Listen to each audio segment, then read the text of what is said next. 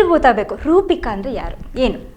ರೂಪಿಕಾ ಅಂತ ಹೇಳಿದ್ರೆ ಹೋಗ್ತಾ ಹೋಗ್ತಾ ಒಂದಷ್ಟು ಅನ್ನೋನ್ ಫ್ಯಾಕ್ಟ್ಸ್ಗಳು ಗೊತ್ತಾಗ್ತಾ ಇರುತ್ತೆ ಅನ್ಸುತ್ತೆ.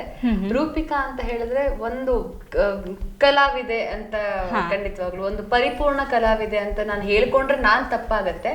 ಆದ್ರೆ ಜನ ಅದನ್ನ ಒಂದು ಪಟ್ಟ ಕೊಟ್ಟಿದ್ದಕ್ಕೆ like so glad and honour ಅಂತ ಹೇಳ್ಬೋದು.